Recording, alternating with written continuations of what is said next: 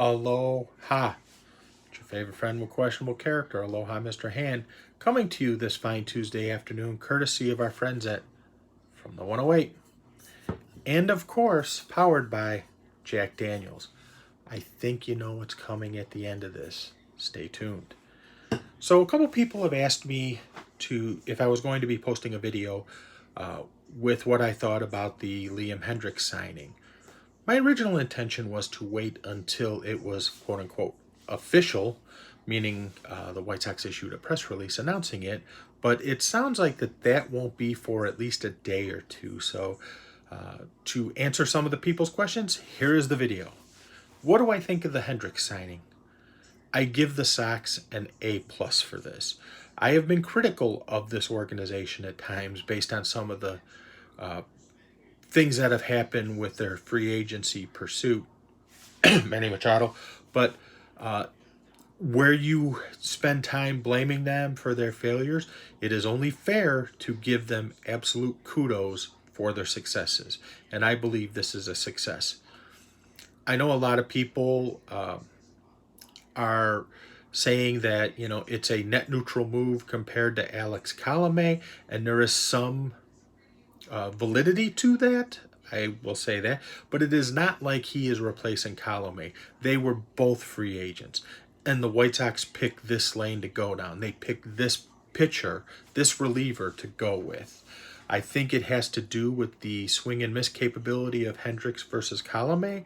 And my personal opinion, and I've said this to Ken, who is a huge Colomé guy, and Ken WO does have some points about Colomé. You got to give it to him. But I just think that Colomé will lose it before Hendriks does. That's my personal opinion.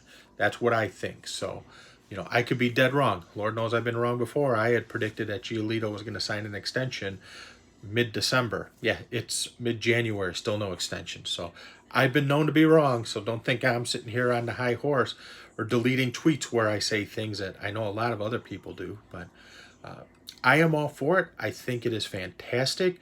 If you get the chance, really look at the contract structure because it is fascinating.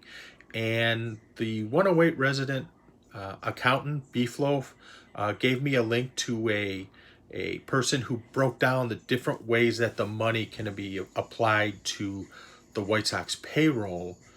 There's like 4 options of what they can do. And it's just fascinating to read how they structured this and how it could be very, very, very good short-term and long-term based on which scenario they use to structure. Like I said, I believe there's options A, B, C, and D. I think option B is the one that they're going to go with, and I will retweet this person's analysis of it. Again, I am not an accountant, but I do know some things and some things I don't. So I just thought it was fascinating to read this and see how it would apply to the White Sox payroll based on the way they apply the option, the 4th year quote unquote option. So like I said, I will retweet that information out so people can see it for themselves. But overall, I think this is just a fantastic move. I think it is a make your luck, not hope for luck move, especially coming on the heels of the Francisco Lindor trade last week. I just can't help but be excited about this. Now, do they still need to make a couple other moves, in my opinion? Yes, but those moves are not significant, major, multi-year contracts for big money type of moves. It's more piecemeal moves. I would like to see them get another right fielder to platoon with Eaton, because I prefer Angle as sort of that 4th outfielder rover who you can put in for defense and late innings for Eloy out in left field. So I'd like to see them get another right fielder to, like I said, to platoon with Eaton. I would like to see them get another starter, but you don't need to go out and get Trevor Bauer. But I wouldn't argue if they did get Trevor Bauer, to be honest with you. But you don't need to do that. You can get a second-tier pitcher. And I know people are going to say, go get Jose Quintana. Please fucking God, no. He's going to throw too many pitches and too few innings, and he's going to burn your bullpen. Plain and simple. If you don't see the evidence of it, look at all the 0-2 walks. But I'm not going to go there. But those are the two moves I'd really like to see. Another thing that Josh Nelson of Sox Machine posted a question on earlier today was about, what do you want to see the next move? A starting pitcher, utility player, outfielder, or backup catcher? I would like to see a backup catcher. I don't think Zach Collins is the answer. I don't think Sebi Zavala is the answer. But at this point, we're really talking about,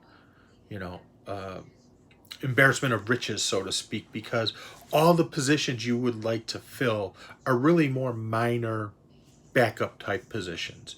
But I think the right field one is critical because there's no doubt at some point Eaton is going to get injured and miss time. So that's my thoughts on it. Feel free to say what you want. Tweet at me, whatever it may be. Tell me I'm an idiot. Tell me I'm a genius. Tell me how handsome I am. Tell me how cool my hat is. Whatever you want. But with that being said, I think this, let me turn it right, this is a well-deserved shot for Rick Hahn and the White Sox front office. So Rick, Kenny, Jerry, Tony, thank you. Great job. And this one's for you. Hits the spot. With that, I'm out. Bang.